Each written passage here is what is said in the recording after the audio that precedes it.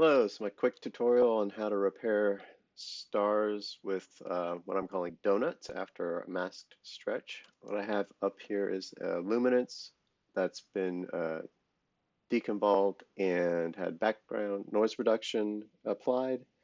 If I applied the automatic stretch with screen transfer function, I'm a keyboard user, so Control A, we can see the entire picture.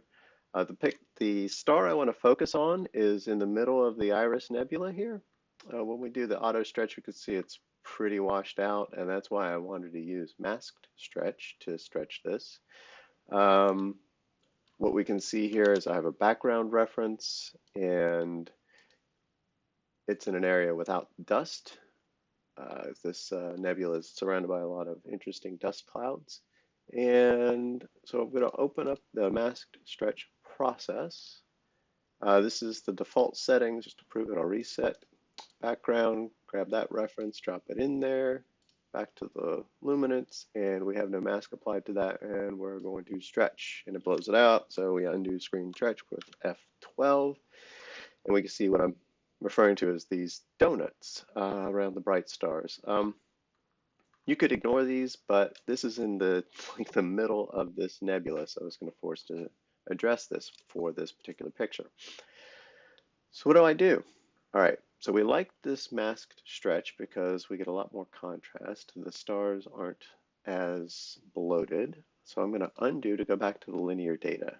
And what we can see is unstretched, this star is very bright.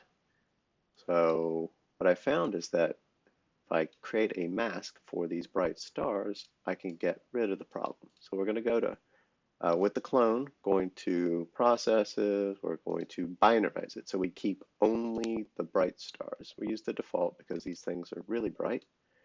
So now if I stretch it, Control A, only see the stars. So undo that. Our next thing we need to do is make them a bit bigger. So morphological transformation. Going with dilation, size 7 for this particular picture. Some other ones I've processed have needed a larger dilation, so check your mask and how it's applied. So this just makes it a little bigger so that it covers the donut, not just the star core.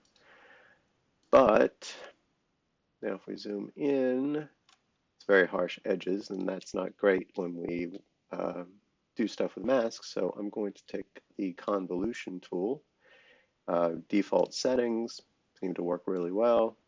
Apply that to the mask. Now I have stars that have been grown with convolution to soften what I'm going to do next. So I take this and I apply it to my image. Actually going to go back to the result of the mask stretch and apply it to the image. And what was it called? So I've got a bunch of other pictures in a different workspace. So apply that now.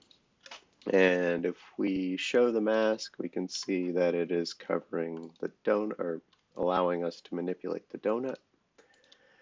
And I'm going to simply want to make that go away. So I'm going to use convolution. Again, this is with the default settings, and apply it, and it's gone. You can play with this. You can get different results. You might not like the very bright area there, but it removed the donut, which means in LRGB combination later, when I combine this luminance with my RGB, I get some good looking stars, especially in the center of this nebula, which is pretty important for the picture.